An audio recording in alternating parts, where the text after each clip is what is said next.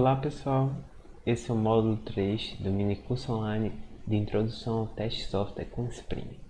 Nesse módulo, estaremos falando sobre dependências de teste e a configuração delas. A primeira e fundamental dependência, quando pensamos em teste em Spring, é a dependência Spring Boot Start Test. Com Spring Boot, é necessário que seja adicionado apenas uma dependência de teste, o Spring Boot Start Test, e assim ele já engloba o JUnit e outros frameworks de teste, como o Mockito, o Runcrest, o AssertJ, JSON Assert e o JSON Path. Além disso, por meio dele não é preciso atualizar manualmente as bibliotecas de teste e mantê-las compatíveis, sendo esse o trabalho dele. Na imagem, mostra a dependência do Spring Boot Start Test a ser adicionado no arquivo pom.xml, caso estejamos trabalhando com o projeto Spring usando o Maven como um gerenciador de pacotes. Observe que, por padrão, o JUnit Vintage já vem excluído para incentivar o uso da versão 5 do JUnit, porém, caso deseje, pode remover essa restrição. Também iremos fazer uso de um banco de testes em memória, o H2. Sobre isso, quando estamos testando, é interessante fazer uso de um banco de dados dedicado aos testes, para que não venha corromper nossos dados. Pois imagine que eu faça uso do meu banco de dados oficial na etapa de teste e esqueça de remover alguns restos de teste no banco. Caso esse mesmo banco seja utilizado para deploy da aplicação, teremos dados que não deveriam estar. Como alternativa, podemos fazer uso de um banco de dados dedicado aos testes. Um banco de dados em memória como o H2 é uma boa saída, tendo em vista que ele é considerado mais leve. Note que os dados não serão gravados na memória persistente do computador, ou seja, o disco. Portanto, sempre que reiniciarmos o servidor, teremos perdido todos esses dados. Porém, isso não tem problema, tendo em vista que um bom teste tem como princípio a independência, de modo que quando rodarmos nossos testes, configuramos todo o ambiente necessário. Na imagem, mostra como a dependência do H2 é adicionado no arquivo pom.xml caso estejamos trabalhando com um projeto Spring usando o Maven como gerenciador de pacotes. Observe que uso do H2 com o escopo de testes. Além disso, vale ressaltar que estaremos utilizando um banco de testes em memória, porém se recomenda como boa prática que seja feito uso do mesmo tipo de banco de dados na fase de teste.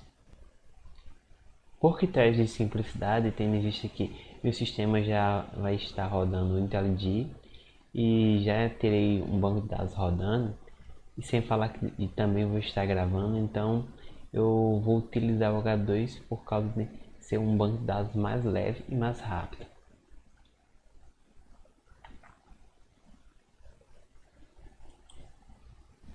Estaremos passeando por um projeto Spring.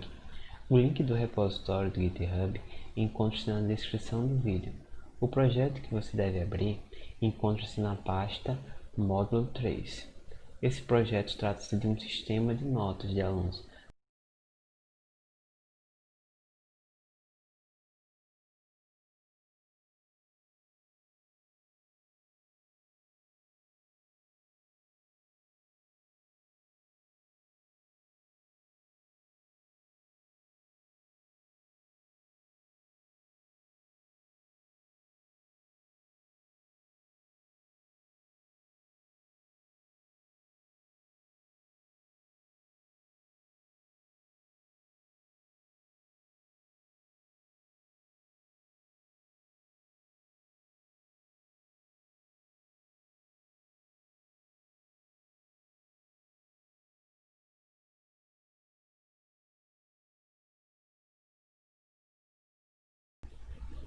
Como já dito anteriormente, farei uso de Docker para executar o banco de dados.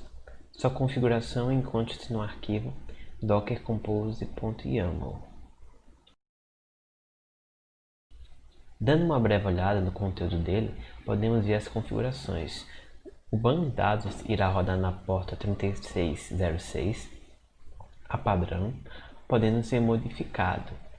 Teremos também um database chamado minicurso e a senha será root, no root. Caso você tenha feito o download do MySQL no modo convencional, não precisa se preocupar com esse arquivo. Você pode ver mais como um bônus do minicurso, já que atualmente o uso do Docker tem se tornado bastante popular. E assim, irei criar um container que terá aplicação dentro dele do banco de dados MySQL. Antes disso, se eu executar o comando netstat,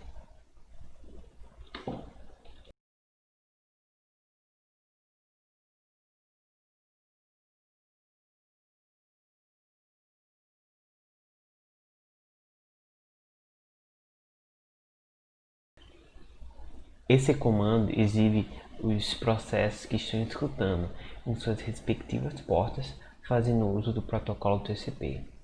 Podemos notar que não há nenhum processo vinculado à porta 3606.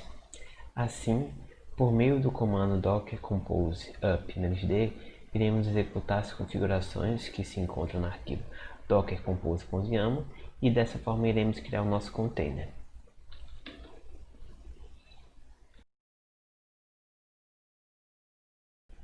Em seguida, usaremos o comando dockerps para verificar se está rodando de fato.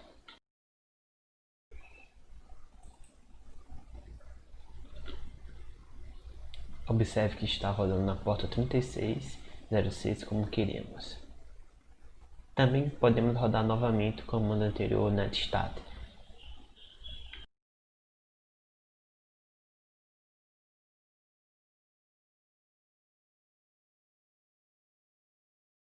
Há um processo vinculado à porta 3606, o Docker Proxy. Assim, nosso banco de dados MySQL está rodando dentro dele. Certo, agora vamos executar o nosso projeto Spring. Podemos fazer isso pelo terminal ou através da ferramenta IDE. Inicialmente eu vou mostrar através do terminal. Por meio do comando mvm clean spring boot run, nós podemos executar nosso projeto.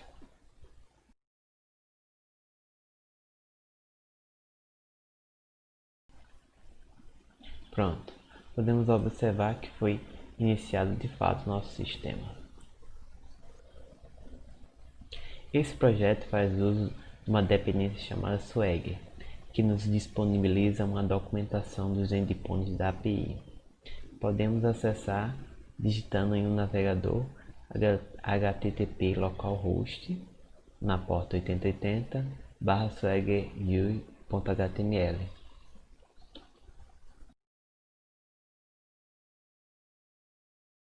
Podemos ter uma breve informação sobre os endpoints, seus parâmetros e o retorno dela através dessa documentação do Swagger. Além disso, também podemos ter uma visão de como são as classes models, caso não tenhamos acesso ao código.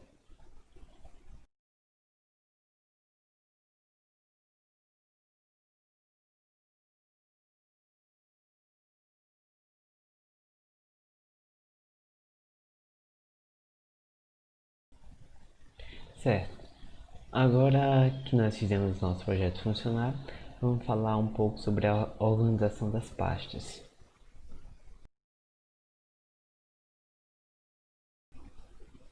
Como em todo projeto, dando uma primeira olhada, temos que todos os códigos estão organizados, colocados no caso na pasta Source, SRC. Dentro delas, há divisão em duas subpastas, a main e a teste. Os códigos do sistema devem ser colocados na main, enquanto que os códigos de teste do sistema devem ser colocados na parte teste. Trata-se de uma convenção no caso. Quando formos criar nossas classes de teste, devemos ter também em mente algumas convenções e boas práticas adotadas pela comunidade. Elas são úteis para ajudar outras pessoas a entenderem mais fácil seus códigos. Isso garante que um programa viverá mais por causa da facilidade de manutenção. Sobre a criação de classe teste na pasta teste, devemos criar de forma espelhada a pasta main. Ou seja, se no nosso service aluno service,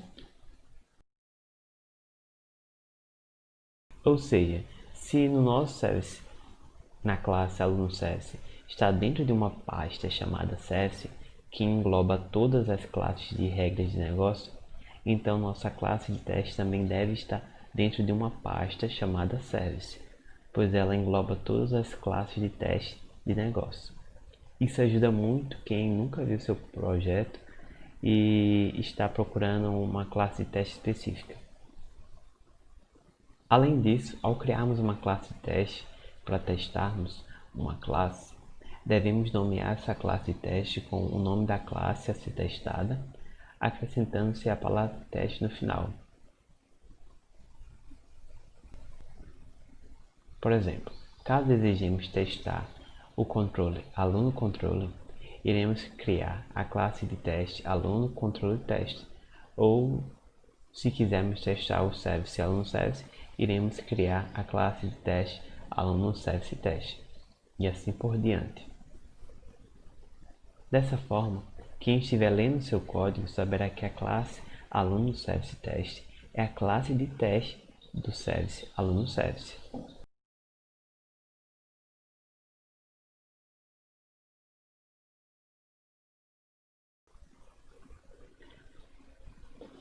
Eu realizei a criação dessa classe aluno service teste dentro do pacote service que eu criei na parte de testes.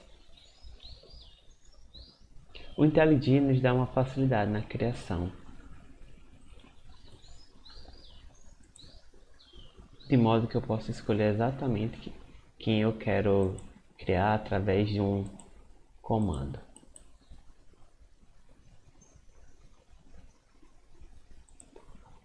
Posso ir na classe aluno controle, por exemplo. Nela eu seleciono Alt e Insert e será me aberto mais opções. Entre delas eu seleciono Teste. Em seguida será aberta esta tela para se completar os parâmetros para a nova classe de teste.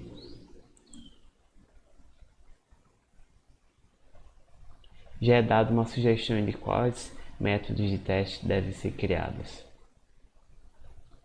Irei apenas criar, finalizando com OK.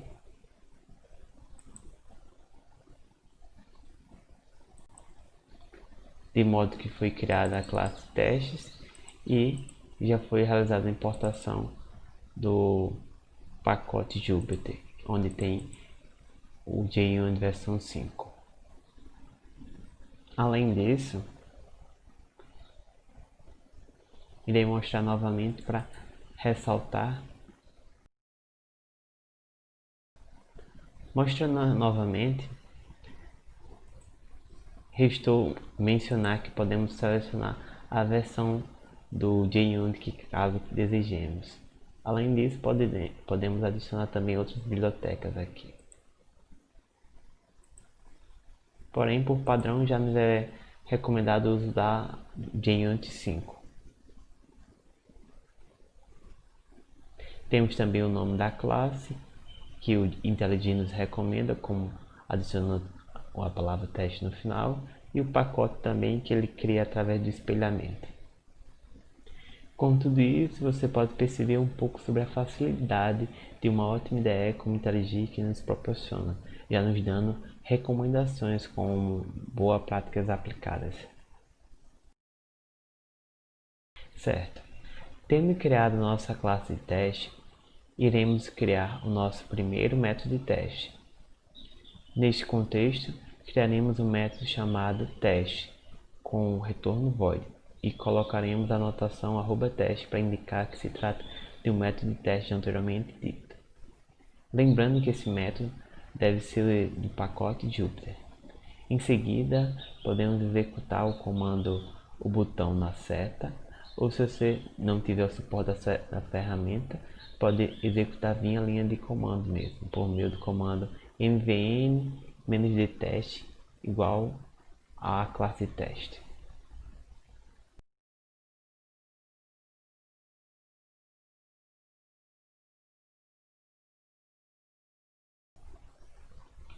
Inicialmente, realizarei a execução através da linha de comando.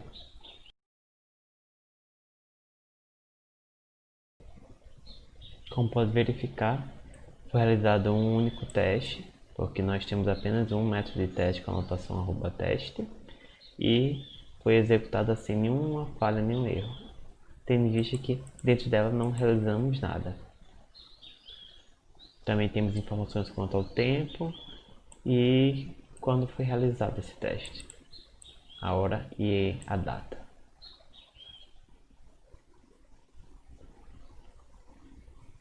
Subindo também temos informações sobre qual foi a classe de teste que executou, que foi a classe aluno controle teste. Agora realizarei a mesma execução, agora porém utilizando a ferramenta da IDE.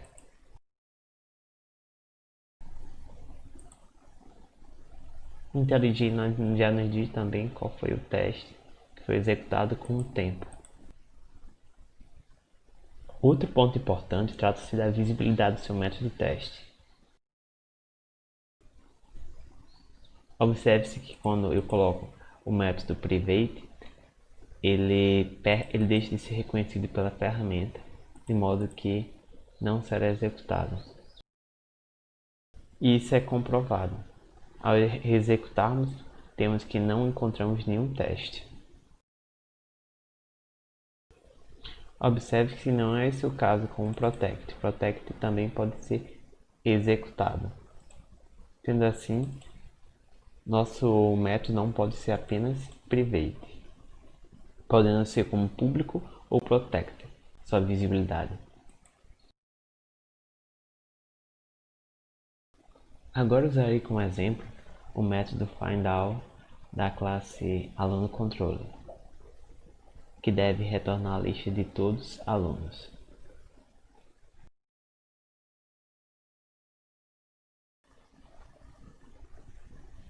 Além disso, é interessante falarmos sobre nomeação de métodos de teste. Sobre isso, é interessante que nomes de teste sejam tão claros sobre do que se trata o teste, de forma que qualquer desenvolvedor possa ler o nome do teste e claramente entender o comportamento que é esperado. Temos alguns padrões adotados pela comunidade. Dentre eles, eu gosto da nomeação método _ estado _ esperado.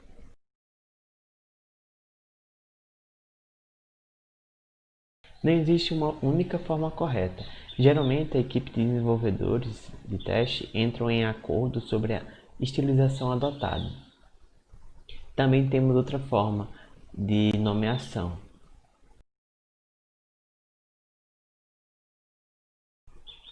Note que estou usando de underline, que normalmente não é utilizado na nomeação de métodos. Tem um artigo bem interessante que mostra sobre 7 formas populares de nomeação. Estarei deixando o link na descrição do vídeo. Há 2 comandos, anotações no caso, do JUnit bem legais para tornarem a visualização do nome do teste mais legível.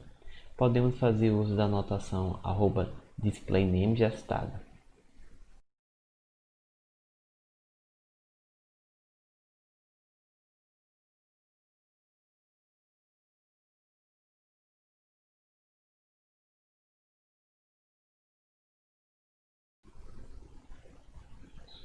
Ao executarmos, veremos que houve uma modificação. Assim, posso escrever um pouco mais caso eu queira. porém é interessante ser direto e objetivo. Também temos outra opção, que é usar o método @display_name_generation sobre o nome da classe.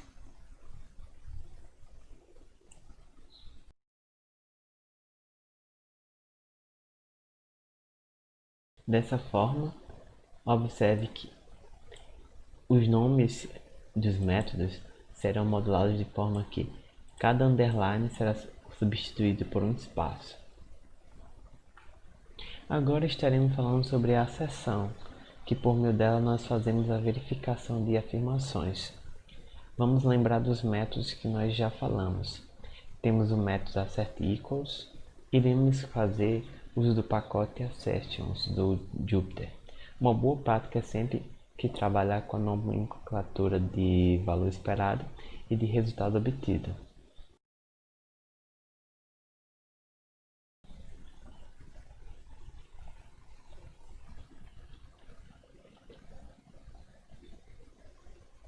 Vamos verificar o que acontece quando dizemos que 2 é igual a 3.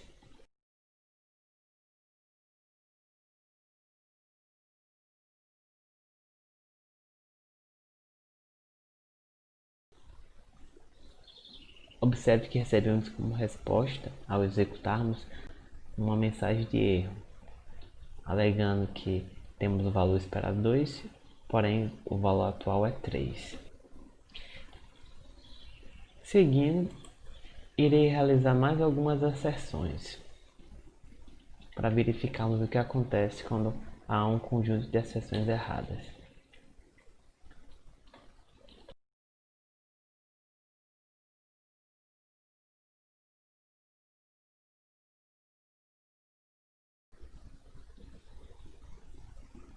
Note que temos mais de uma asserção errada, porém ao executarmos, apenas a primeira asserção errada, a da linha 16, apareceu como resultado. Para resolvermos isso, iremos utilizar o método AssertAll, que coletará todos os erros. Ela funciona através de funções anônimas.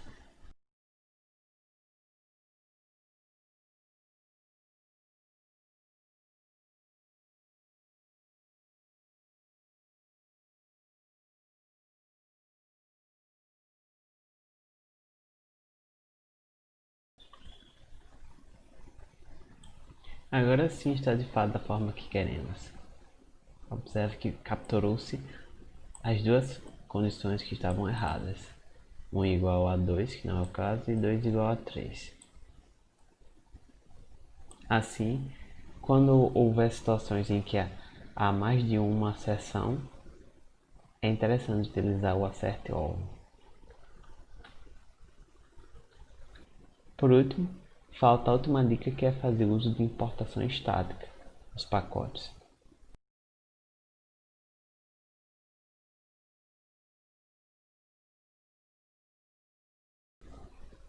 Essas boas práticas que, vez ou outra, vou falar, são que dão diferencial para todo programador e que aumentam a qualidade do código. Basicamente é isso por este módulo e até o próximo módulo. Obrigado.